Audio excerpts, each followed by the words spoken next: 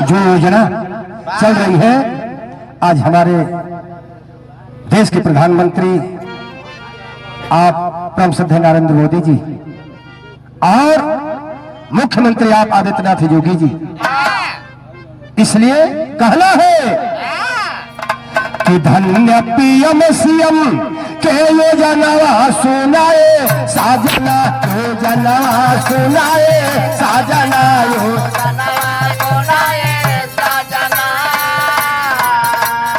कोनो पत्नी पति से कहलस कि ये सैया देखा हमरे सरकार की योजना कितना खुशहाली बा, आज खुशी में वो पत्नी पति से कहले बा धन्य पीएम सीएम के योजना सुनाए साजना, योजना सुनाए साजना, योजना।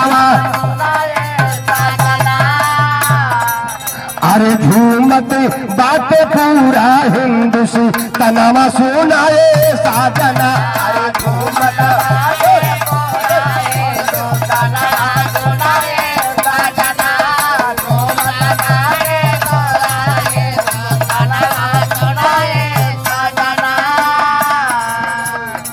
आज आदमी कहलो बाकी सुना इतने नहीं, मर्दा कहलस कि देखा इतने नहीं, हम बताओ तनी, हम बताओ तनी, का बताओ तनी। धन्य मोदी योगी जी के एलानवा सुनाए धानिया, एलानवा सुनाए धानिया। अरे झूमत बाटे बुढ़वे नौजा वनवा सुनाए धानिया, अरे झूमत बाटे बुढ़वे नौजा वनवा सुनाए धानिया, अरे झूमत बाटे बुढ़वे नौजा वनवा सुनाए धानिया। आप देख रहे हैं बोर्ड भी लगा है सब कुछ, जो कि आज सब व्यवस्थाएं जो कुछ आ रही उस व्यवस्था के तहत आज लोग खुशहाल है। कहना है फसल बीमा योजना के लाभ जइबा पाई,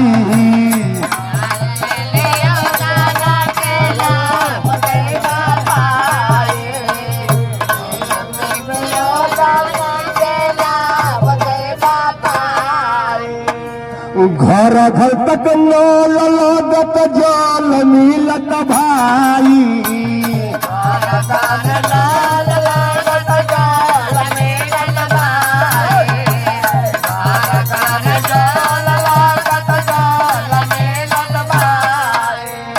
लाभ उठा लाइल सब योजना सुनाए धानिया, योजना सुना हो धानिया, योजना सुनाए धानिया।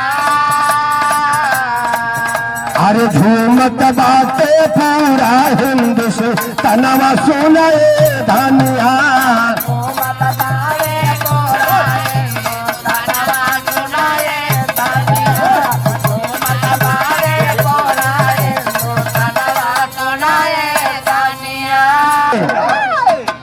कि फ्री में पढ़ाई होला फ्री में दवाई,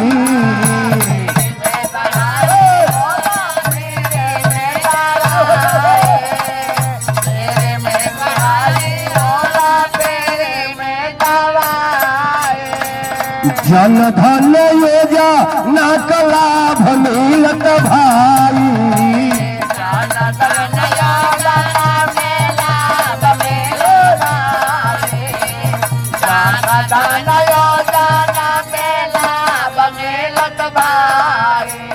पीएम सुरक्षा बीमा है योजना सुनाए साजना, योजना सुनाए साजना, योजना सुनाए साजना।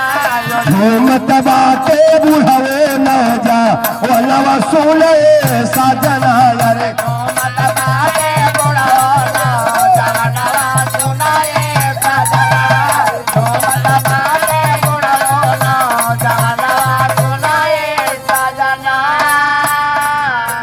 देखे के मिलत बा का मास्टर, नदी और नाला के होती बा सफाई,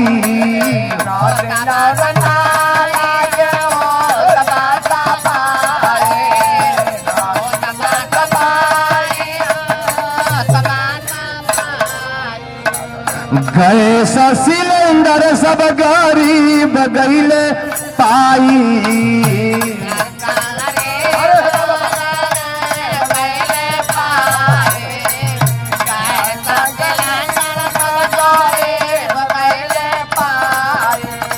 धुआ बीन सबके मिले भोजनवा सुनाए साजना भोजनवा